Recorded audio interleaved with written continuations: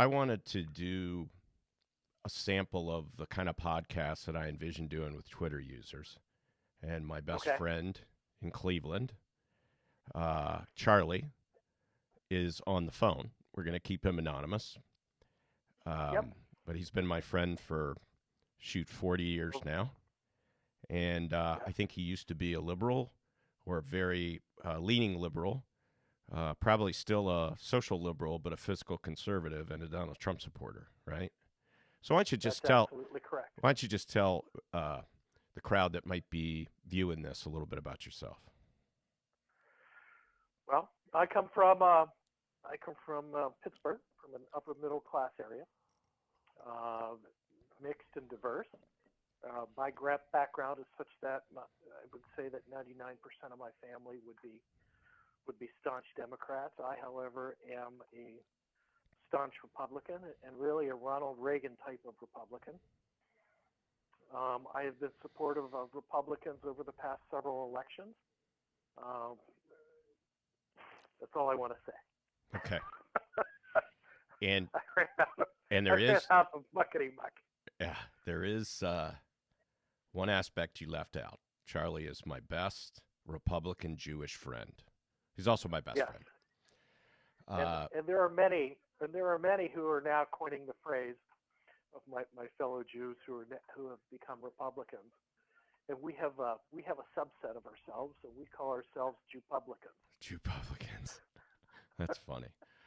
So um, let's talk a little bit about the coronavirus.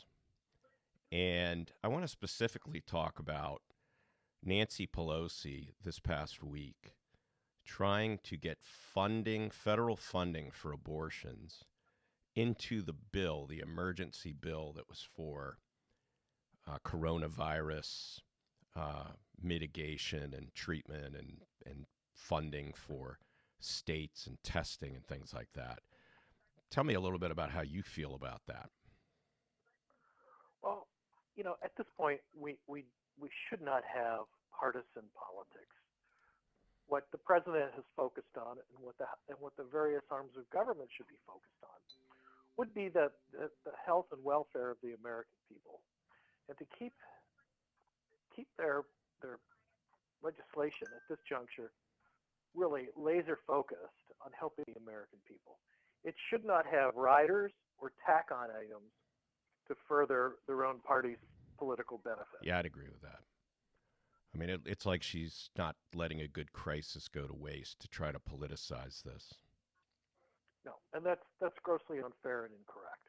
I mean, you're asking me my opinion right now, which is really on the run. I had not parsed through the prior attempts at passing legislation, but if what you're saying is correct, then shame on her for doing what she attempted to do. Right.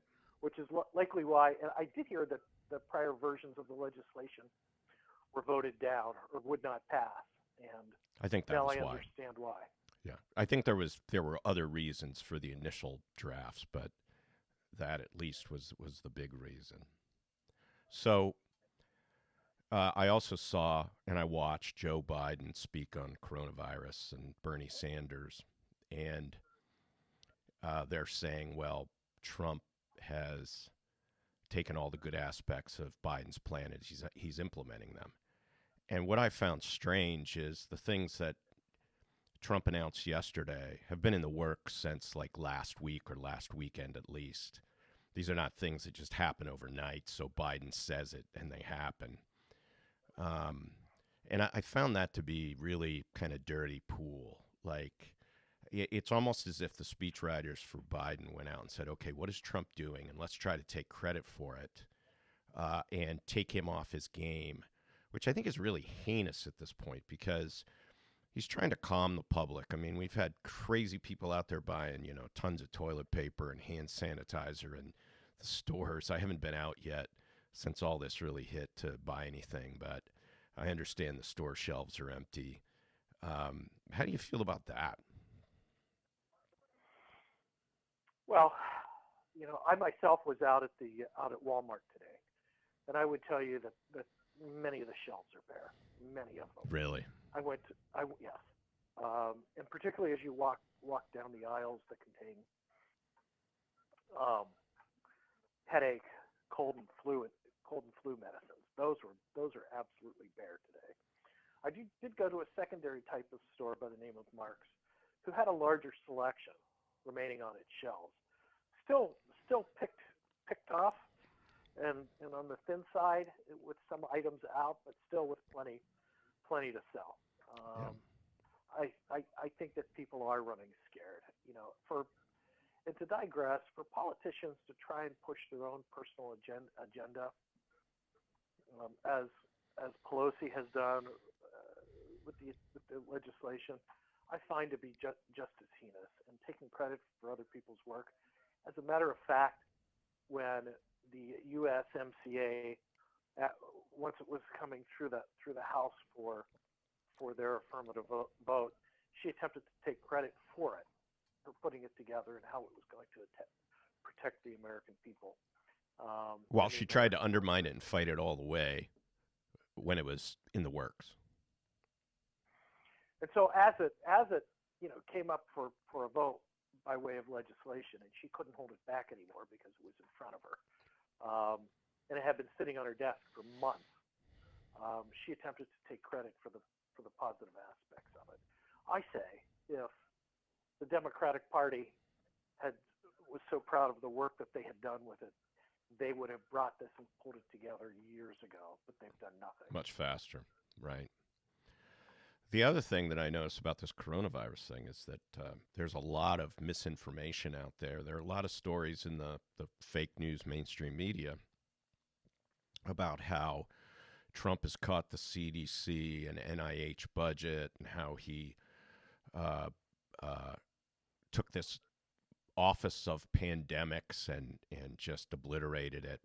So first of all, there are all kinds of stories out there debunking the first topic I talked about, and that was defunding. While defunding was considered, it was never passed or implemented, so the funding hasn't changed.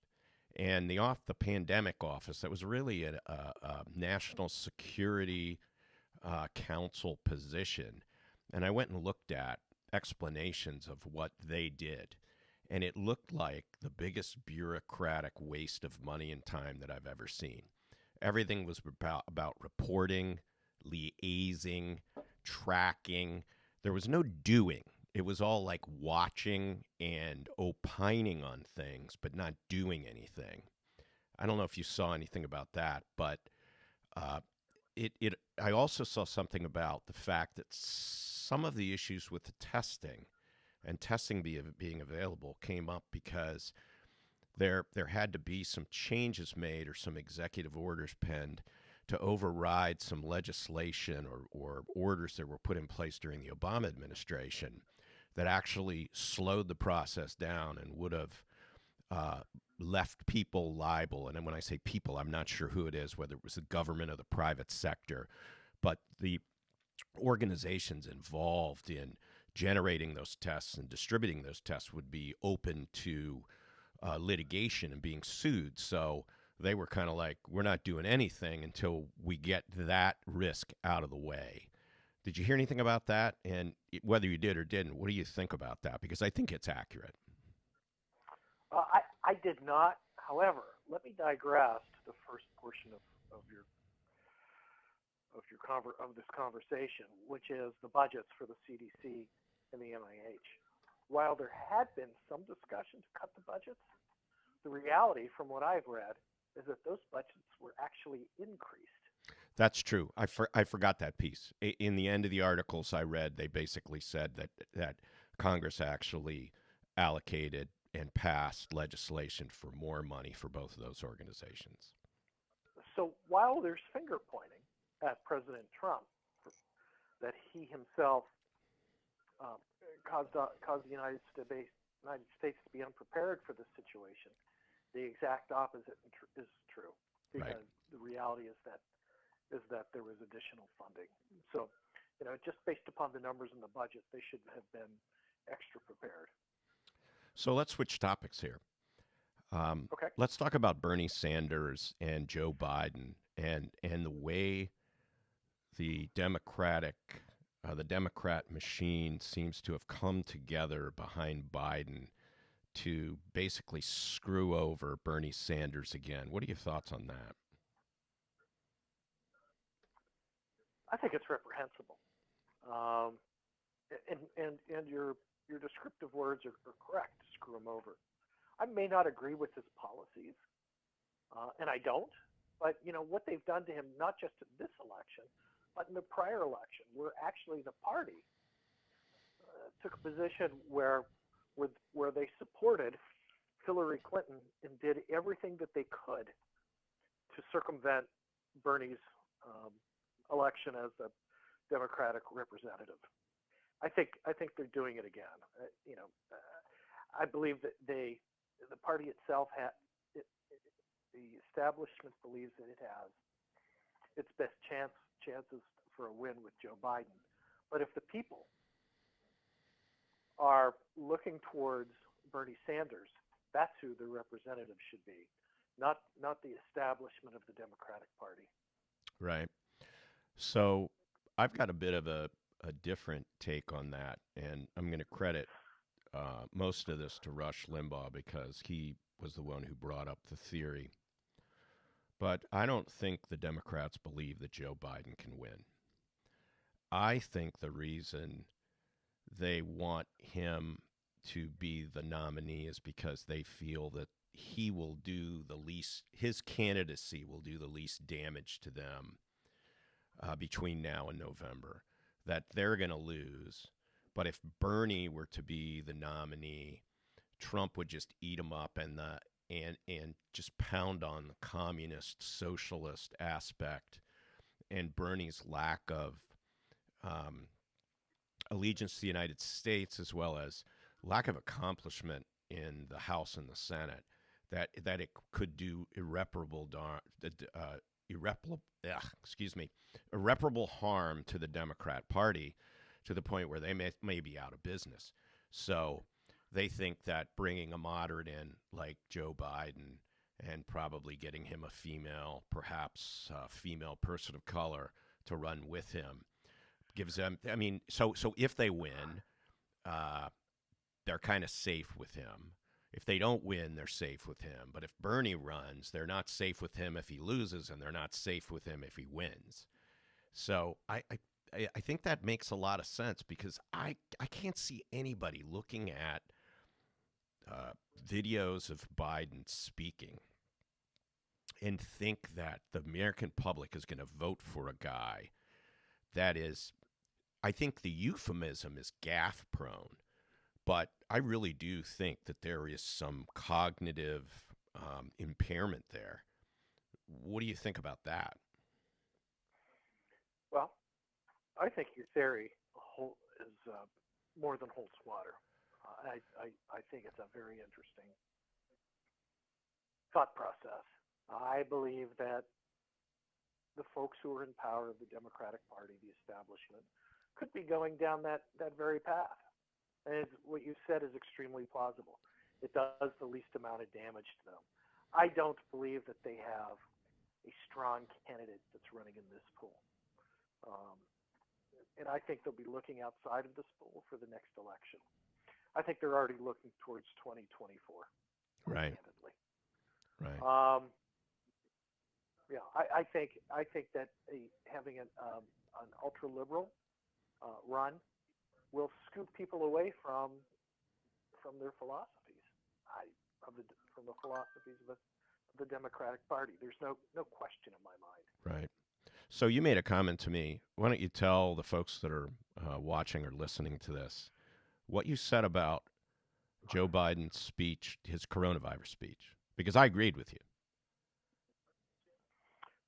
Well, the bottom line, there was part of it where he made a pitch for money, asking people to donate to his campaign if they believed in what he said. I mean, he came across when he was speaking as actually very polished. He did a great job. I thought he did too. I mean, I was very, very surprised, but I thought he did too. Yeah, and on that occasion, he did a spectacular job presenting. However, his presentation wound up with a pitch for money. why would you go out and ask the people for money when you're talking about a national tragedy? I think it um, When you're trying to, when you're, I almost got he the seemed impression he was trying to insincere. mimic the president or act presidential. Like, this is what I would be like. This is what I would be doing if I were the president. And then he asked for the money. I think you're right. I hadn't thought about it until just now, but it really did take away from any of the decorum or the aplomb that he might have had, because he did so well up until that point. And then it's kind of like, oh yeah, this was just a political ad. I mean, I think that's what you're saying. How totally insincere. Right, right. I'm not sure the word insincere in Washington or insincere in candidate. Uh, I think that that's no surprise to anybody. That a candidate would be insincere, he would be insincere. On a side note, as I'm sitting here and I have my computer on, a news link just came across my screen, which indicated that now the United States is going to also implement a travel ban on the UK. Yeah, I think that's smart. I think that was a. I mean, they've got this idea that they're going to allow those who are least compromised in terms of their immune system, least compromised to the ravages of this virus. They're going to allow them to get it, so it kind of waves through the population, and they're going to try to protect everybody else. And I just, I really, I'm no epidemiologist, but I'm like, if they're doing that, then our our approach is exactly the antithesis of that, and we have to keep them from coming in, right? Because they're saying we're going to go ahead and allow people to get infected intentionally, as I understand it. I may have it wrong, but I think that's what I read, and I think that's a smart move. I really didn't understand why they didn't include the UK earlier. I'm guessing it was somewhat political or pressure from the UK. Uh, but then again, the Europeans said we had no forewarning of this. So who really knows what the story is? And that brings me to another topic. I've seen a lot of things on Twitter and elsewhere, social media and the news. It's like nobody believes the numbers from our government, but they believe every stinking number that's put out by other governments in terms of the virus, infection rates, mortality rates, treatment, recovery, things like that. And I find that we have a tendency to blame America first or distrust America first. And I find that I don't have a problem with people distrusting everybody and being cynical with everybody. But when you give everybody else the benefit of the doubt, you give them a pass, you give them trust, and then you say, but the United States is cooking the books, is withholding information. That really disturbs me.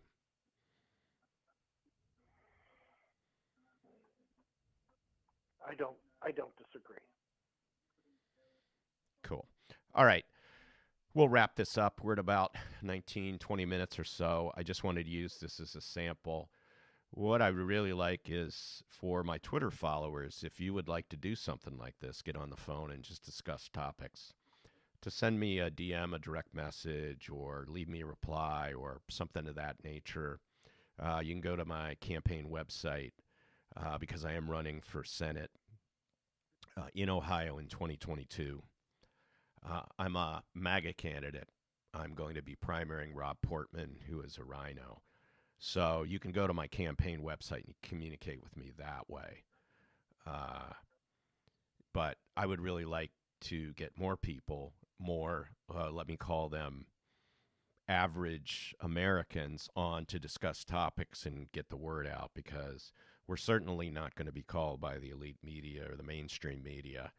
And I think that we have to, as General Flynn said, we've got to continue being digital warriors, get the word out, do it as professionally as we can, and just generate discussion and ideas and have debate reasoned debate and diplomatic debate with one another, courteous debate. So that's what I'm planning on doing with these. So if you'd like to participate, find a way to get in touch with me, and I will certainly have you on. And I will do these as much as people would like to participate. So if you'd like to participate, please let me know. And I'll make sure your Twitter handle gets on the video and things like that, where you've seen mine on this video. I'll make sure that that happens so we can start to kind of put some personality with the Twitter handles that we see on Twitter. Because of the anonymity of Twitter, it's really hard to get to know people. And what I really want to try to do is build that connection and build that kind of community and movement. Charlie, thanks a lot. I'm sure you will be back again, because every now and again you come up with some real interesting insights on things that I think people could benefit from. So have a great rest of the weekend.